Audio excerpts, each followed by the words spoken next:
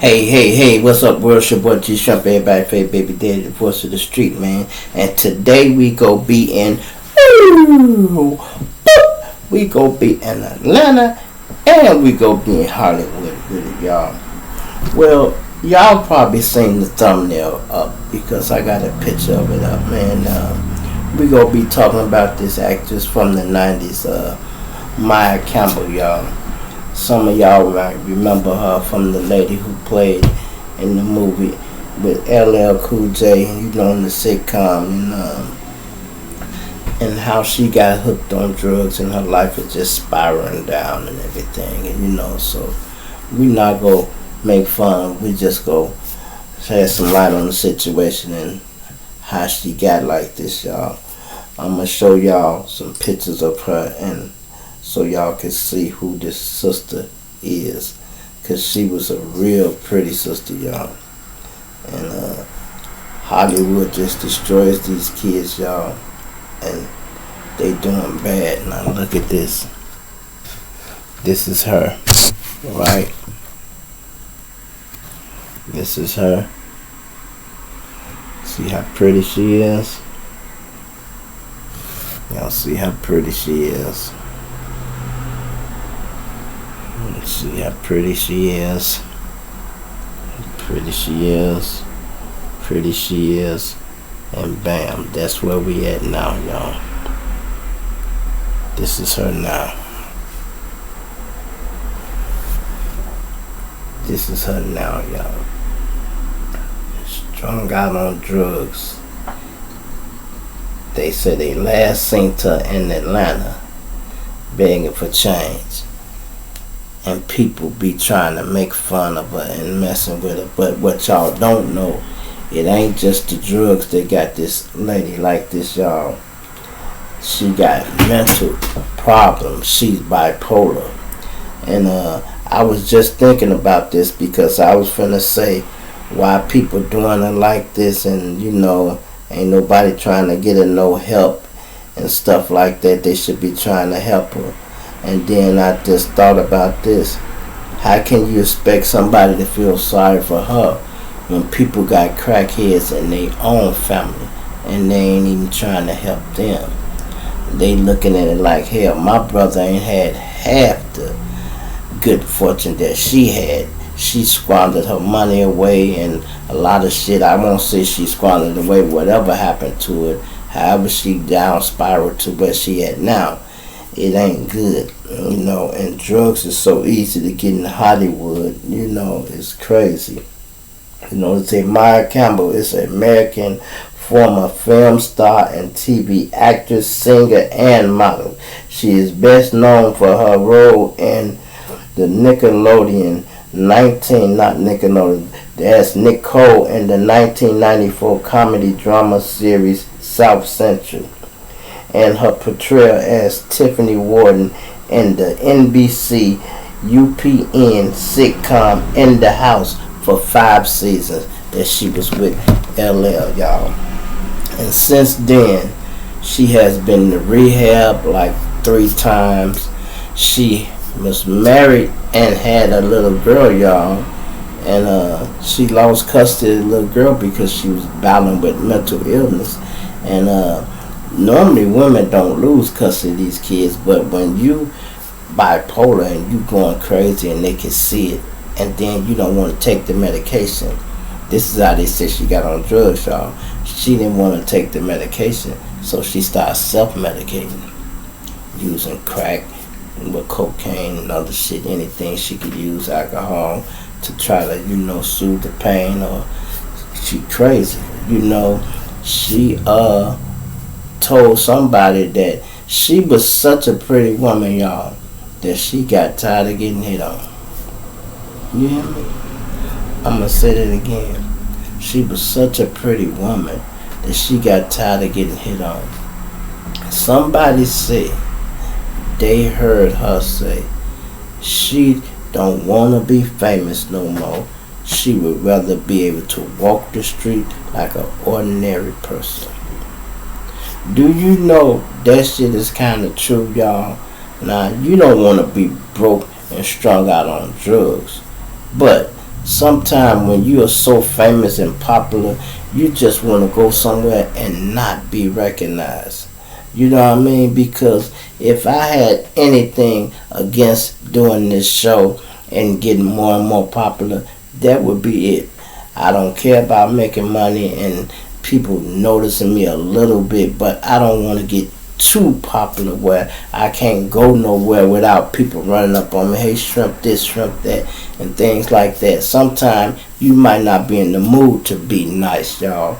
Sometimes you're not in the mood to be kind, and then you might end up rubbing people the wrong way.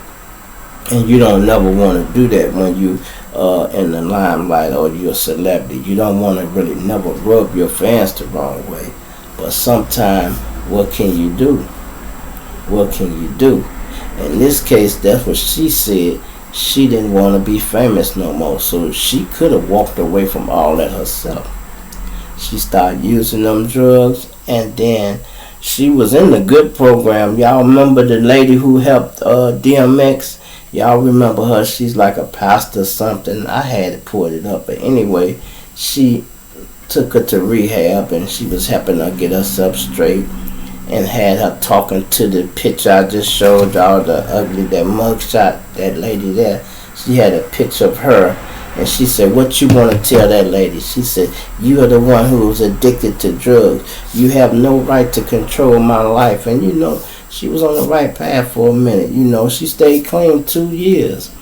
Started smoothing things out with her daughter, and then one thing led to another. I don't know what made her start using again, you know, but I know people who have been in rehab, and I done talked to counselors and everything, and you know what they say, y'all? When you're addicted to drugs and you going through your sobriety, that relapse is a part of your recovery. You hear me? I'm going to say that again. The counselors say that relapse is a part of your recovery, because when you trying to get clean and you get into recovery, you go always think about what you're missing, and you might want to test it one more time. So I guess they go back, and then that last time they realize, I ain't missing nothing but the pain, nothing but the heartache. Now this woman here, she's getting, it ain't gonna be overnight she's gonna heal herself, y'all. She's already getting to the point where she's getting close to getting healed, because I heard her say she getting tired of the ugly pictures that are surfacing about her on the internet. Many people been pulling up on her at the gas station, and she up there asking for change, and she got a mask on, and I just need a couple of dollars. She running her little, her little crackhead move on motherfuckers and people. Bitch, don't I know you? No, you don't know me. Bitch, I do know you. I used to watch you every day, ho. I used to want to fuck the shit out. Bitch, I do know you. You know, and people, you be surprised. People, it don't matter. You can have a mask on. Motherfucker be looking in your eyes like, G-Shrimp, that's your ass. Like, man, I ain't G-Shrimp. You a motherfucker like you is G-Shrimp.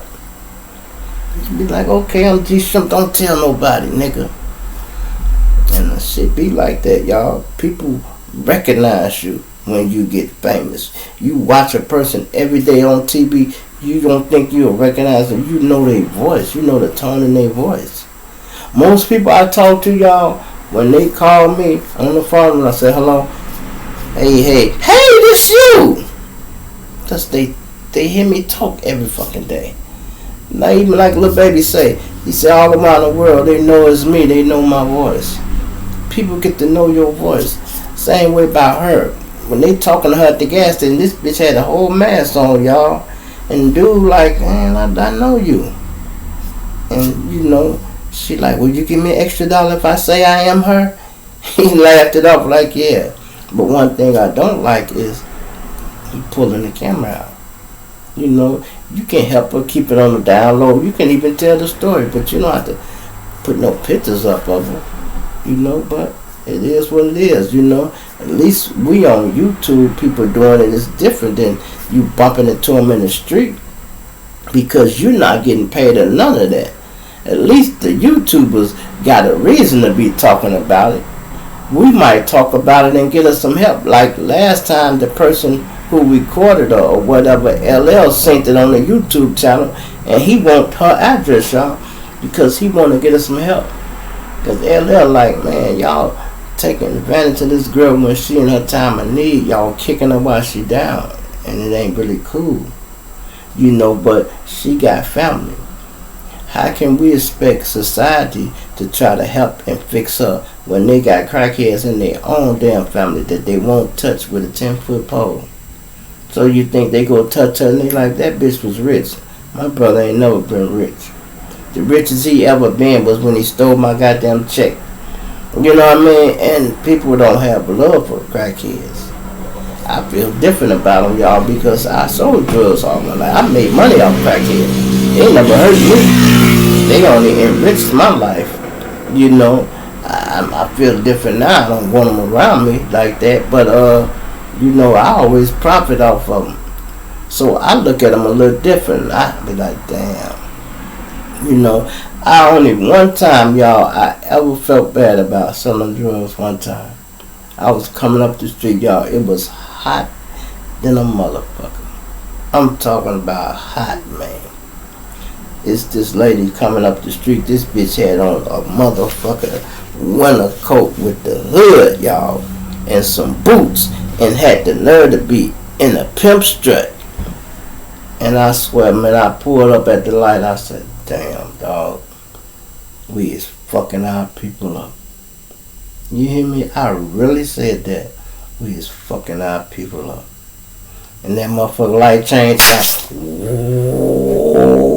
Went on down and made that motherfucker sell, and that shit just crossed my mind like going in one ear and out the other. It's gone. Like this. Now you see it, now you don't. Out of sight, out of mind. Ain't nobody thinking about this woman until I just pulled it up, or the other chick, whoever else had nothing. And she, like I said, she's a beautiful sister, y'all. When she was doing what she's doing, look, that's another picture of her. She got so many pretty pictures of her, and I believe she could be saved. She ain't too far gone. That picture with the black eye was her mugshot. That motherfucker, that looked bad. But all they need to do is get in, put her in the house somewhere. You'd be surprised, just a stable environment help these crackheads more than anything.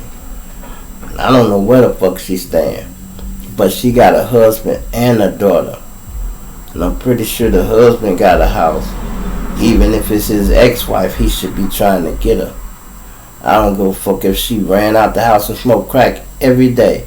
I would have her ass living in there if that bitch was living in the basement. She would live in the basement, and I would drop her some money down there every day, make sure she eat and dress nice, because she is a reflection of all of y'all. I would try to make sure she was the best dressed crackhead in the city if I couldn't stop her from using drugs. That's the least I would do, is make sure she ate, looked good, and man, fuck it. Because eventually, when a person do what they do enough, they'll probably get tired. Now, I don't know that for a fact, but that's just my theory. Eventually, you do anything long enough, you get tired of it. Hell, you can get tired of watching TV every day. Don't you sometimes be like, boop? Don't you get tired of fucking with the phone? Boop. You get tired of fucking sometimes. Boop. Anything you doing, if you get tired, you get tired of it. Hopefully that'll happen with this sister, y'all. Let me know what y'all think in the comments, man, because this is just kind of sad, y'all. And Hollywood is so destructive, y'all. This ain't the first one. It's a whole list of them, man, they have destroyed, man. Look at Orlando Brown, y'all. They destroyed all them child actors. Look, I seen Emmanuel Lewis, y'all, on goddamn TikTok the other day.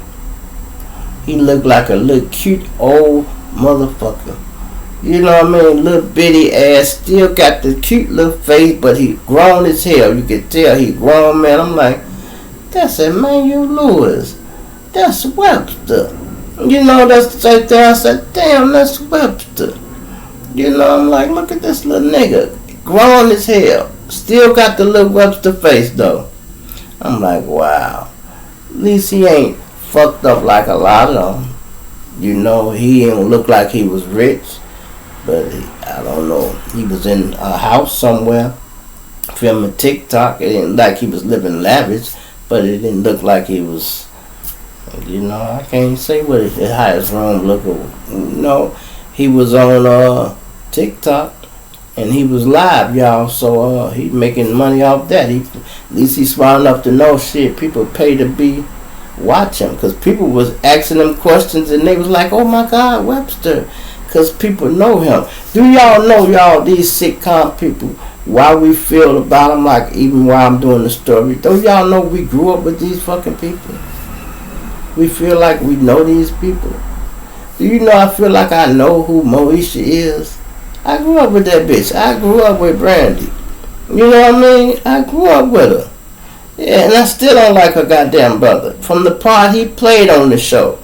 Motherfucker, I still don't like him. You know? You grow up with these people.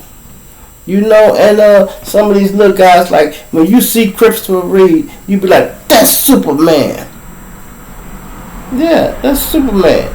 He in the wheelchair, he dead and gone now, but when you see him in the wheelchair, you like, damn, that's Superman. Superman can't walk, what the fuck? Got to be some kryptonite close by. Got to be some kryptonite close by. Why he can't get up? Because you really in your heart think this motherfucker Superman. You know, boy, I'm telling you, what you see in Hollywood and all this sitcoms and shit, they can brainwash you badly. You hear me? Badly. They can brainwash you.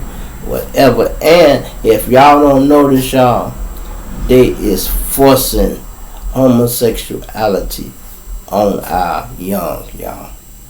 They forcing lesbianism on them and homosexuality. I watch TV, y'all, and 2 or 3 cop shows in a row. Different shows. Got 2 lesbian couples that's police officers. 2 different series got lesbian couples on it. 2 other series got gay couples on it, men on men. And they pushing that. Even the guys that wanna be tough and thugs, pants as tight as a motherfucker. Why? Because they can't find nothing that ain't tight. And we so brainwashed, people just buy what it is. You can probably find some thicker pants, but you like, fuck it, everybody wearing skinny jeans, that's what it is. You can't tell me that shit comfortable, boy. You can't even put your phone in your motherfucking pocket. Stop it. This shit ain't comfortable. And another dumbass thing I see everybody doing, them big ass red boots. Them motherfuckers thousands of dollars. If you want to be successful in anything like the clothing line, all you do is make something ugly as hell and real expensive. We is so fucked up they can sell us anything, y'all.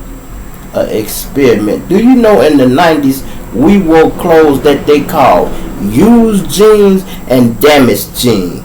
And guess what? They were cut up, they looked at used, and the other ones looked at damaged, but they were brand new and colorful. The best shit I seen in the 90s that I wore was the cross color shit. The blue jean outfits with the red, green, yellow suits and pants, and I rocked that shit. I love that shit there. I always loved blue jean suits. I still like suits and shit like that. That's why y'all see me with all the colorful shit.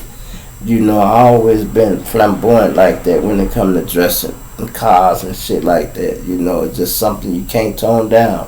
I toned it down on the cars, but the clothes I just can't. I ain't grew out of it yet.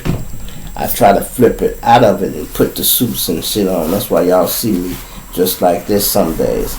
Yeah, y'all suddenly see me with a whole 3-piece suit on, bruh. I have the vest and everything, bruh. Silk socks and everything. Silk drawers, all that shit. And I go hard when I put clothes on. You know, it's just some shit just be in you. I think that comes from my mother, y'all, because I remember when I was young, she used to put our clothes together. She matched them up like that all the time. And I grew up matching my clothes like that, and it's a habit I just never broke. I never broke. Why did I need to break it? It worked it. You feel me? You know, so let me know what y'all think about this sister, man. And would y'all help if y'all sent her somewhere? Would you give her $10? Yeah. Would you try to help her further than that? Some people be like, hell no, I ain't bringing no crackhead home. Hell, I got a crackhead at home now I don't want. Motherfucker won't even cut the grass unless I pay him. Well, hell, that's what all the crackheads do. You got to pay them to cut the grass any damn way. At least you ain't got to go looking for that. You can just go in the basement or wherever. Hey, boy, go on cut the damn grass. I got the salt buck up here. You know. But it is what it is, y'all. You know, one thing about this shit, they say, drug, it has no color. It is not racial. It's a black and a white thing. It's more white folks strung out on drugs than black folks, y'all. You know, trust me. There is no better than us when it comes to that shit there. You know, and they just don't show it. But it is a chance people can bounce back. This ain't the first one Hollywood that did like that. You remember how I fucked Todd Bridges up, y'all? Todd Bridges was so bad, y'all. That motherfucker been off drugs 10 years and he still looked terrible. That motherfucker looked bad, y'all. And he was what people would have thought was a handsome boy. You know, he was one of them boys you thought was a pretty boy. But when he got hooked on that shit, it's like that shit smoked his lips black and they stayed black. He could not get them back the right color, so he looks bad all the time. I see him on a little TV show, you know, they got him doing some little jokes or something, and you could tell whoever run the show, he got all addicts and ex-drug dealers, not drug users, I mean. Got Todd Bridges on there, that white boy that used drugs, a few other ones that I know that was strung out on drugs real bad. One of them kids from the Patrick family, he got them all on there. And he gave him a little job, let him crack jokes and see how it go. And it seems to be working for him. Even that big black girl that was on the route, now I never known her to be on drugs. She on there, so he got a few comics mixed in with him. But it seemed to be working. But the worst looking one on there is Todd Bridges. You know, some people just never can bounce back. You know, when you get too far gone, you know, like y'all heard me speaking on Kodak the other day. I said Kodak, they had a video of him, man. He was so fucked up off that fentanyl, y'all, boy. He looked like an ordinary dope fiend on the street. And I said, Kodak, you need to check yourself in the rehab and tone that shit down a little bit, because you got too much money and you going through that. You go get it back to that shit that either kill you, or you gonna be so fucked up where you ain't gonna be able to come back. Because once you damage your reputation, people ain't gonna be, you ain't gonna be able to make the money. Right now you still able to make money, but once people get wind of you fucked up and shit like that, then they gonna say that's why this goofy motherfucker keep going to jail. You know, because he can't think clearly. Because see, you can't take managers and motherfucker people on no crack run, no fentanyl run. If you going to get drugs, you can't take your assistant or your manager over there. He like, nah, I ain't going to the project with you, man. You go ahead, I ain't going. You know, they don't want to do that. And if you ain't got nobody on the team that's willing to go get it for you, you end up going yourself. And you know you ain't got no goddamn license. You know your car stand out, and he end up in jail all the time. Kodak always end up in jail. You know. Also, y'all, BG just come home. Let me know what y'all think about BG at home. Y'all think he gonna have some good music? So far he dragging his feet, goddammit, because he been home and I ain't heard nothing. All the mother boys jumped right out the gate with the first day out. And it's been a lot of people jumped out and had the first day out song and they took off. See, Birdman probably, man, lay back, get you some pussy, little one, you don't need to do nothing yet. Ain't no rush. No, it is a rush. Because the anticipation is up. And then it's funny, I seen Lil Wayne rapping on some shit and he had this Young Money logo up there. I'm like, that's a hell of a coincidence right there. And let me know they ain't together like that. You know, I ain't saying he shouldn't be. He should have been using Young Money. But why would you wait till BG come home to not drop a video and using your Young Money thing?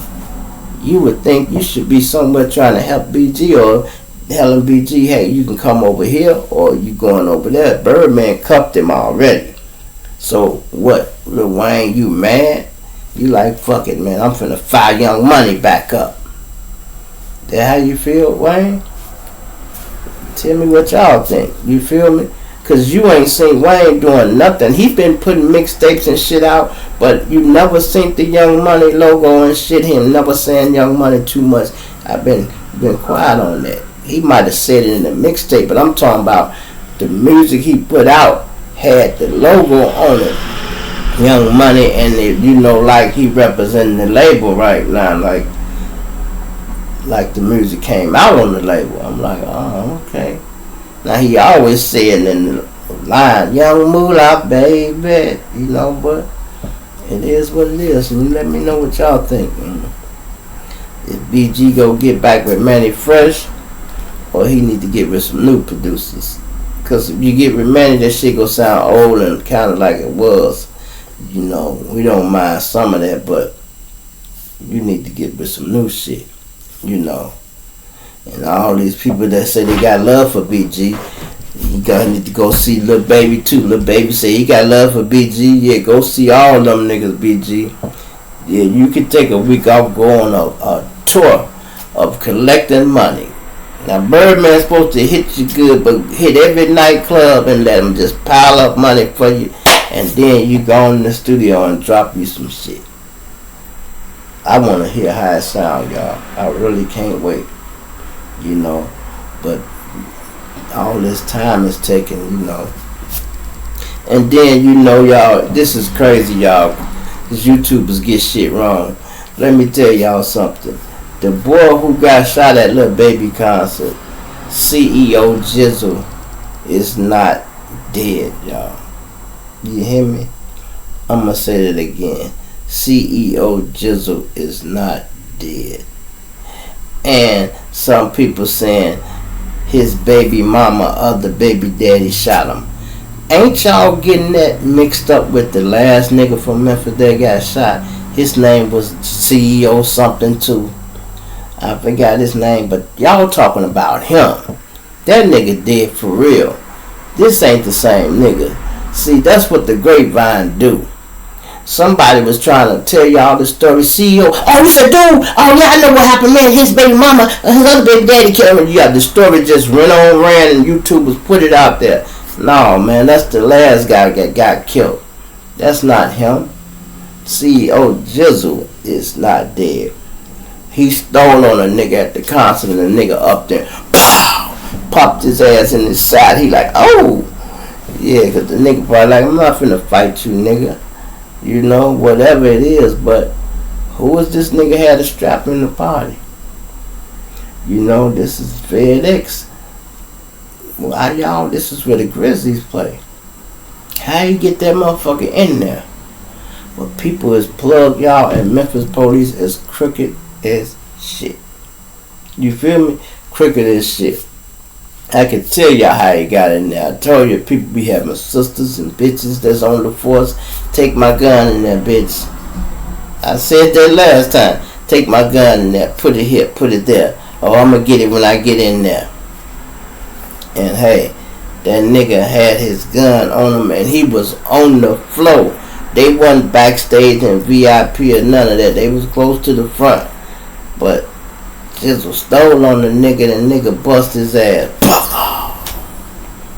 Now it's more shit finna keep starting. They say little baby, they rush little baby up out of there. Little baby probably toe ass getting the fuck up out of there, you know. Toe ass getting up out of there. Like, what the fuck? Now, ain't that funny, y'all? Little Dirt concert, one shot. This one, somebody shot.